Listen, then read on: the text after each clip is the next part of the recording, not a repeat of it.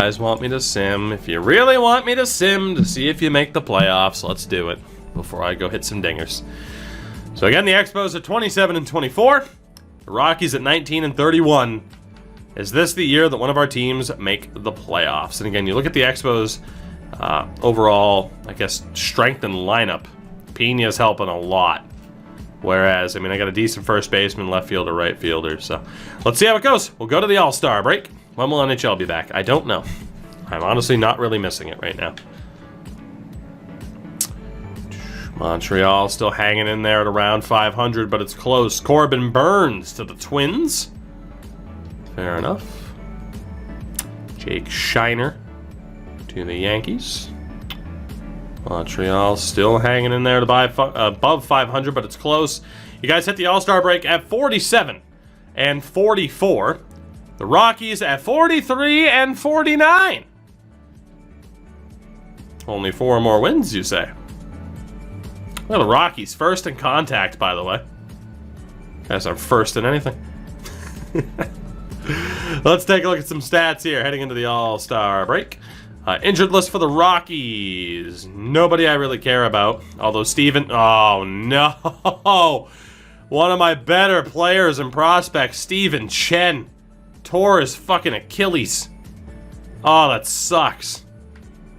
That sucks for the sake of development. Jesus, and for you guys, you're not without anybody half decent. Damn, that's a rough loss for me. Stat-wise, for the Rockies, we have Lee Anthony leading the way, now a 90 overall for Lee. A 3.12 ERA. Holy shit, Lee Anthony. Lee Anthony. Already with 95 Ks.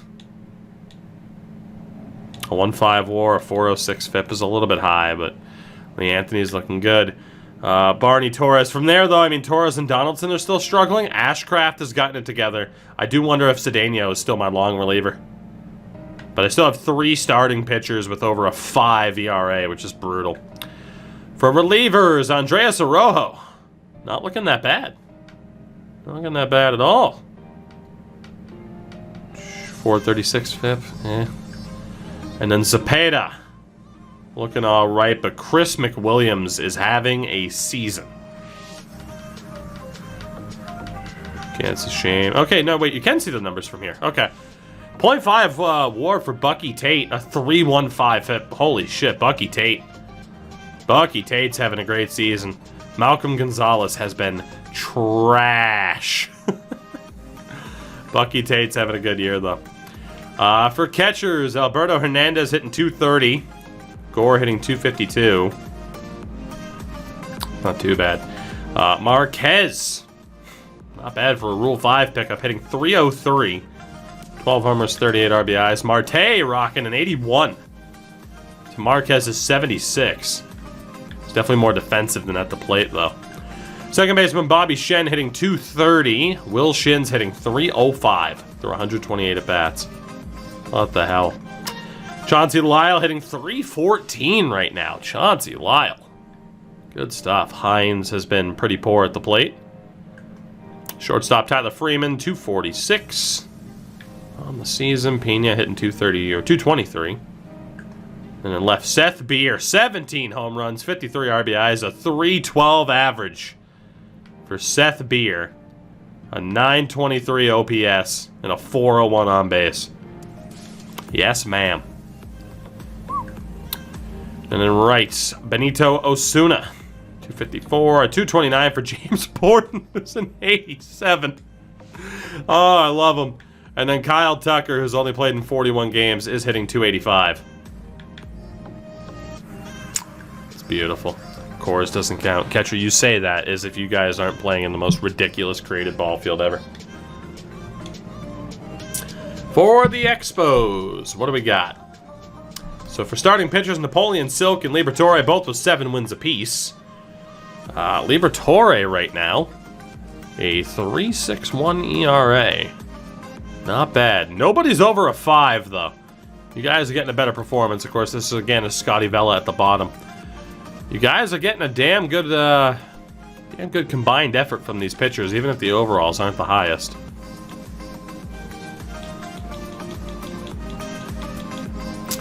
2.1 WAR for Liberatore with a 3.5 FIP rating. Fell at a 1.8 for the WAR rating. Not bad. Liberatore and Vela have been your two best by far. Mr. North, 46 strikeouts and 49 innings. A 1.18 whip. 1.3 WAR. A 2. Jesus, Dennis North has been incredible for you guys.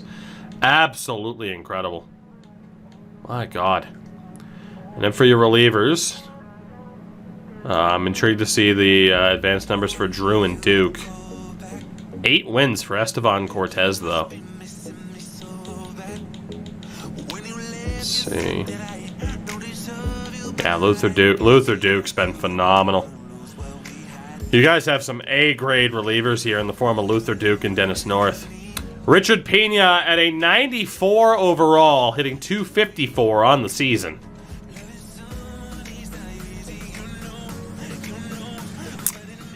He's 22 years old. A cannon of an arm. First baseman Michael Chen hitting .267, 18 home runs, 52 RBIs. Monster at the plate.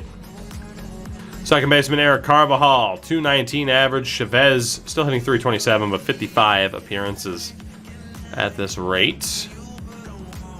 Frank Jones hitting .240. It's not too bad. We got Pena. I mean, you do, but are you going to do anything with him? Let's see. Ibanez hitting .286 so far this year. Ramirez at a .231. Garcia, just 86 at bats, but a .314 average when he plays. Salvatore Armas hitting .276. 34 dingers. Corbin Carroll, not bad from the center fielder contingent in terms of home runs. I mean, Tejera only hitting 200, though, is pretty rough. And then right, Will Benson hitting .226, so interesting from the outfield, interesting from the starters. Interesting to see how this season has played out so far. With that, again, we look at the standings. The Expos right now, currently in a pretty good spot. And a pretty good spot when it comes to the wild card. The Rockies, not so much. 6.5 games back of a wild card spot from the Reds and the Pirates. So, we'll see how it plays out. With that, though, it is the All-Star break. Not worried about AA or AAA All-Stars. No Home Run Derby participants. So, we'll look at the AL All-Stars first. See if there's anyone there for you guys. And indeed, Zeke, Drew, and Luther Duke. We called them both out. Both Drew and Duke make the bullpen for the AL All-Stars. Deservedly so. They've been phenomenal. I can't believe Dennis North isn't there. And for position players, Richard Pena has made an All-Star game for the first time. He's not a starter, but it doesn't matter. 3 representatives from Montreal. Richard Pena leading the way for the Expos. Good stuff. For the NL side, what do we got for Colorado here? Do we have anybody? Ohtani is a 2-way player. Ooh, Andreas Arrojo and Chris McWilliams. Arrojo, my Rule 5 pickup. Good stuff. Makes the All-Star break. I like it. The All-Star game. McWilliams. Can I play the All-Star game at Lapoutine Park? I could. Am I going to? Probably not. But I could. We'll save that for later. And in terms of the lineup, do we have anybody there? We do not. So it's a, 3-2 advantage for the Expos in terms of All-Star representation. Let's see what happens moving forward. AL wins it. Bryant Packard sent to the Blue Jays. Dustin May to the Red Sox. Good Lord. Ramon Laureano and Joey Murray. Dustin May to the Sox. I like it. So let's see. The Expos at 48 and 47. The Rockies at 45 and 51. Keep marching on here. A lot of movement prior to the deadline. Fanboy. The man was a fanboy. Diaz on the move. Ice Dogs dropping the 36 months on the prime sub. A 3-year milestone for Ice Dogs. Ice Dogs. Ice Dogs.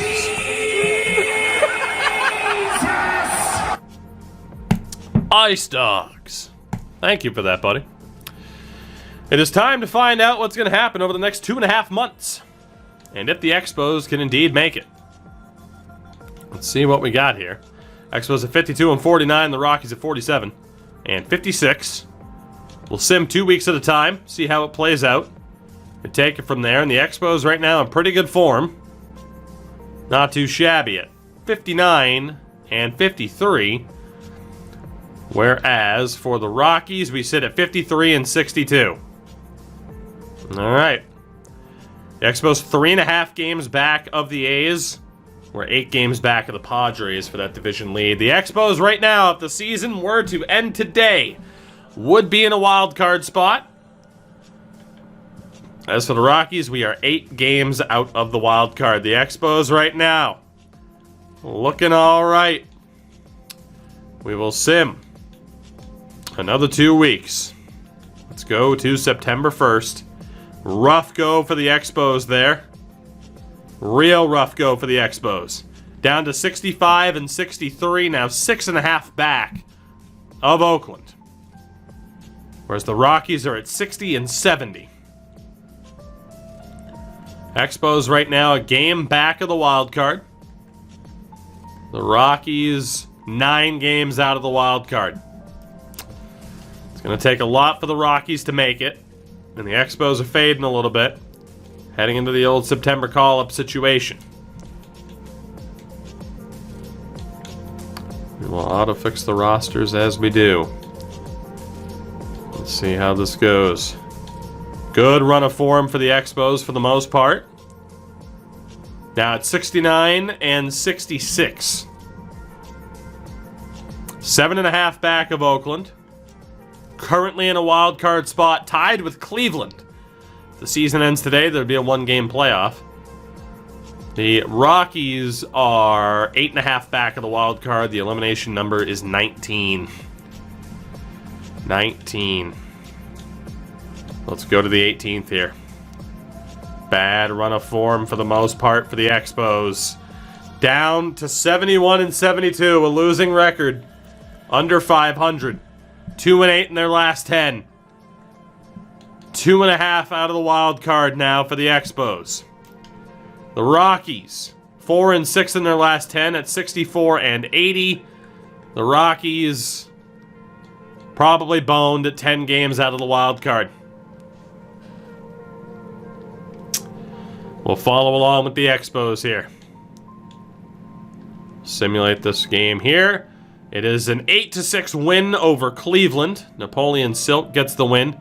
Back up to 500 at 72 and 72. Henry Tanaka against Casey Mize in Cleveland. Tanaka gets the win, 8-0. Montreal trying to battle back here. Trying to battle back. Liberatore and Logan Allen. Another win for Montreal, 2-1. A late surge here. Desperately needed at the end of September. 11 back of the Athletics. They're definitely winning that. For the wild card, just a game back. They have life. For the Rockies, it's all but done for the Rockies. They're not going to make it. As expected at this stage, even though we were hopeful. Can the Expos make it? Scotty Vela against Ryan Jensen. Montreal wins it, 10-3. You guys seem to be doing very well with this simming strategy. James Shim and Dakota Hudson. And Texas wins that one 5-4. Chase Vines credited with the loss. Napoleon Silk and Dakota Hudson. Another win for Texas, 8-5. It's rough. Moving to a series with the Angels. 4 games. You got 3 against Seattle, 3 against the Angels, and then 3 against Seattle. Interesting. 75 and 74, 12 games back. A game out of the wild card. The Athletics about to clinch that division. But they're in the wild card hunt. There's a 4-team race right now. And officially, or at least not officially yet, the Rockies are going to be done. Jose Suarez and Henry Tanaka. Can the Expos get the win? Yes, they can. 6-5. Eric Carvajal with 2 triples in the same game. Tanaka gets the win. Luther Duke his 37th save of the season. Liberatore against Glasnow. Looking for win number 77. And they get shut out 4-0. Glasnow didn't allow a single run. AAA ball club didn't make it. We know these ball clubs won't make it. Game, I think, game number 3 of this 4-game set against the Angels. Scotty Vela really needs to get a win here for you guys. And he doesn't. 3-2. In the final game of this series, James Shim and Adrian Hauser. And Montreal wins it 7-4. Duke gets his 38th save. So with that, the Expos, 2 games behind Cleveland for the wild card. There is still a chance that you guys could make it. But you need to have success against an under 500 Seattle team and an under 500 LA team to make it. Silk against Briggs. Seattle wins 10-6. Zeke Drew gets just his 4th credited loss of the season. Henry Tanaka takes the mound and loses 5-2 Seattle. Montreal is crumbling. Liberatore against Darren McCoggan. Seattle wins again. And with that, the Expos now just 3 games back, but likely out of it. 3 games back. 6 games to go. It's winning time. Scotty Vela can't get the win. A 2-0 shutout for the Angels. James Shim and Adrian Hauser. LA wins. That's it. So close, yet so far. We're the Expos. 3.5 back. That'll pretty much do it. So close, yet so far. The Rockies right now have the worst record in the NL. Which is fine by me. That just means a better draft pick. So.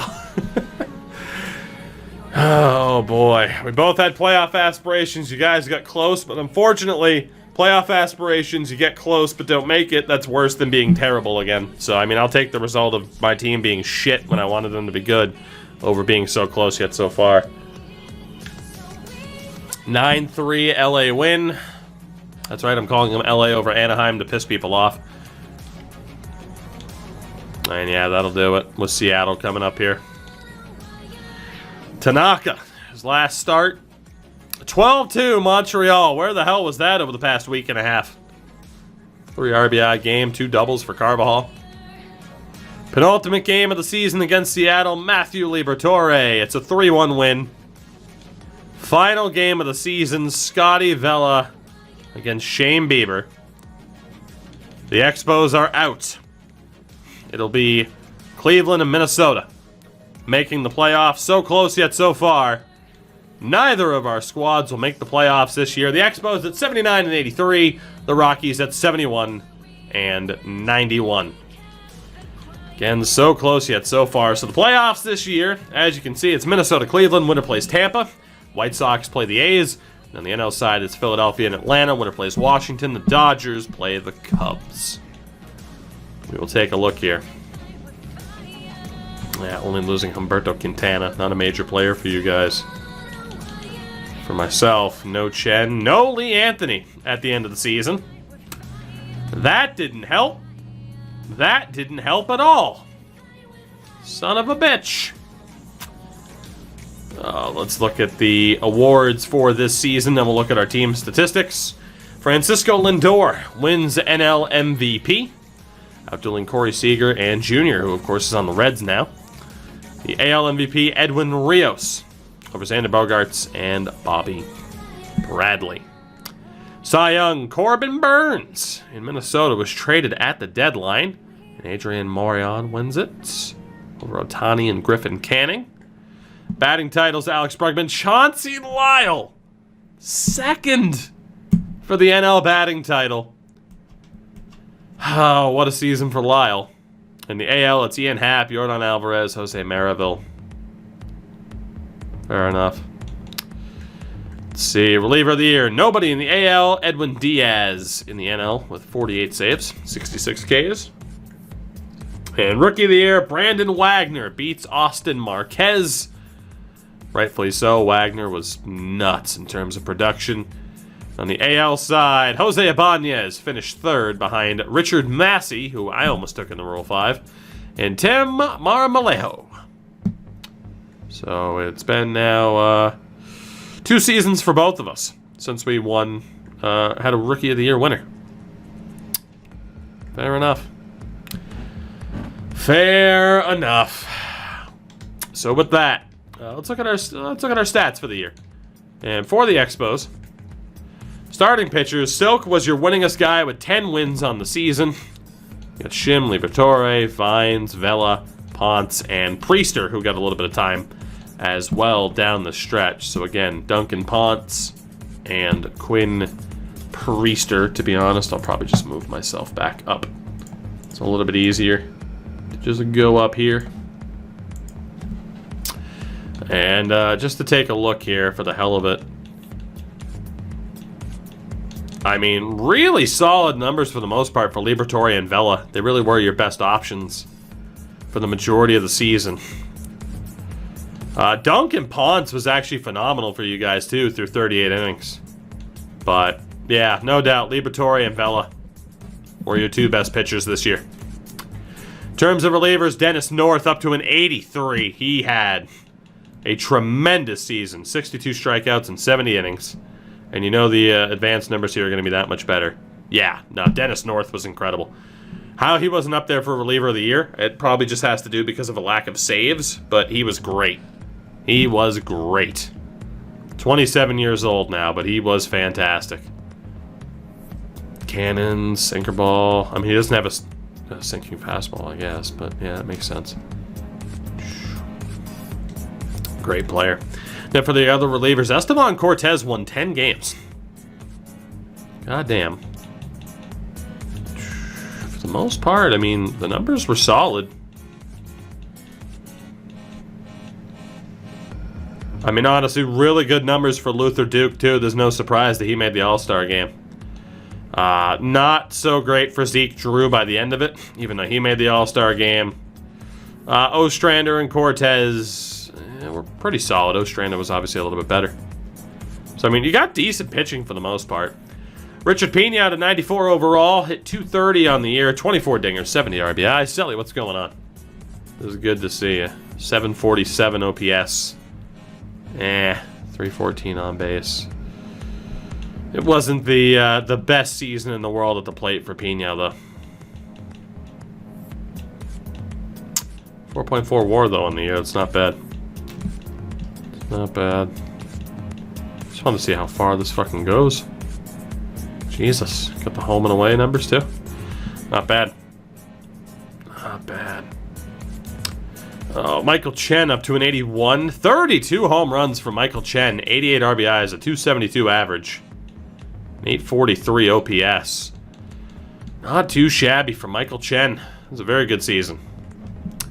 Julian Chavez only played in 16 games. 299 average. 351 on base when he actually played. Frank Jones, 234 average on the season, 17 home runs, 65 RBIs, 685 OPS. That's pretty rough, to be honest. When he hit the ball, good things happen. He just didn't hit the ball all that. Oh, Jose Ibanez, 70 RBIs, a 281 average for him. Got Ramirez at a 251. Mac, he might have been, or he might have been injured. But yeah, you should have not just... I noticed that too. It should be Chavez there, as well as Carvajal. And it looks like Carvajal got sent down to AAA during September call-ups. He's hitting 255 with a 711 OPS. So, not sure what's up with that. And again, for these three, decent numbers, but nothing too crazy. Left field, Armas up to an 80, 19 home runs, 273 average. Fun fact, they called up Bernardo Chavez for you guys because they're just like, what the hell are you thinking? Not playing Bernardo Chavez. Armas at 839 OPS. It's not bad for him at this stage. That's all we lost down the stretch then. Blame your manager. Center field, Carroll and Meisner. 20 home runs for Meisner. It's not bad.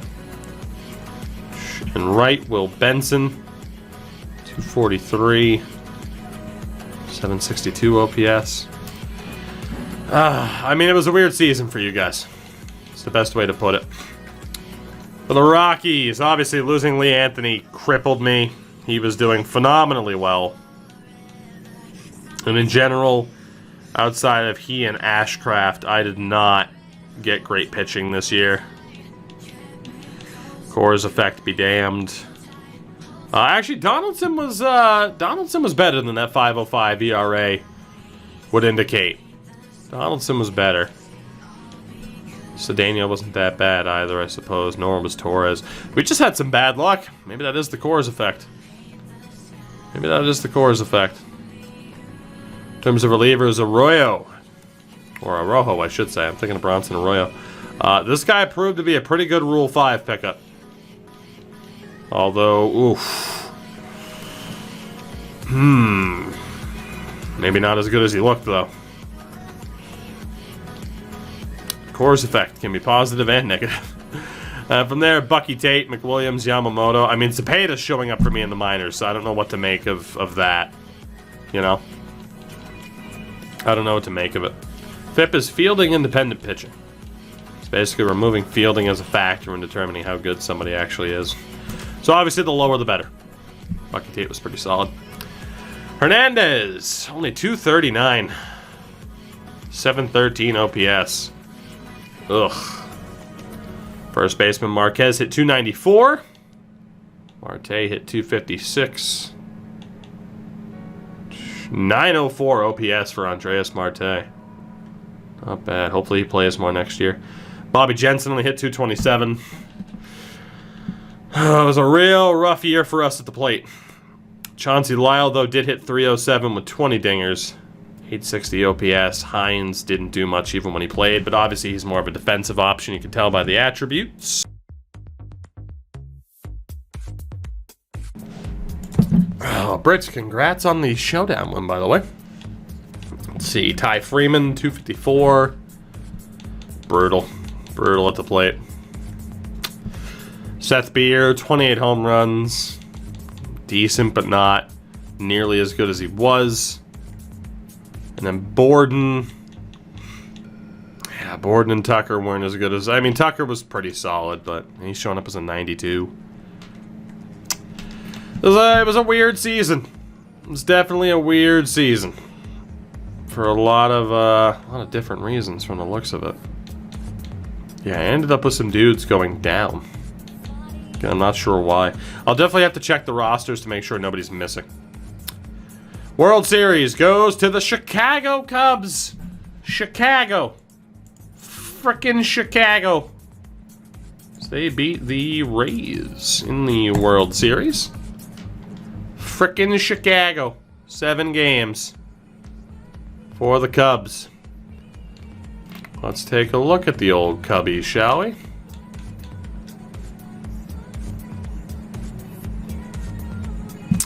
Alex Bregman, Carlos. Huh. Interesting. Interesting options here, huh? Yeah, Mac, right? I wonder why they won. Can't think of a reason as to why these two might have won a World Series together. Adrian Morion's there, Marquez, Brendan McKay, Chase Strumpf, DL Hall. I mean, they have a sick team. They really do. Gary Sanchez at 35. And frickin' Kyle Schwarber at 35. I mean, they have a sick team. And an Astros connection, but that's totally unrelated. Totally unrelated. So we have some coaching contracts that are up to the surprise of nobody. Humberto Quintana has retired from the Expos due to injury, a torn MCL. Your first player to retire. Humberto Quintana, who was never going to make the show, but due to injury, Quintana retires. 365 career at-bats with a 244 average. 14 home runs, 41 RBIs. Humberto Quintana is your first man to retire early. First guy we've had to write off the list. The Rockies don't lose anybody of importance because Giancarlo Castillo is not mine. Thank God. No Hall of Famers in 2028.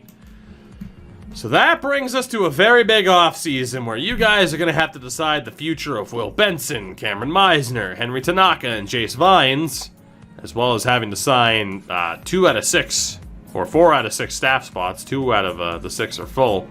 For me, I have to decide what happens with Lee Anthony, Seth Beers, Cedeno, Jensen, Zepeda, as well as having to, again, sign a crap load of staff members. Oh boy, that offseason's going to be fun.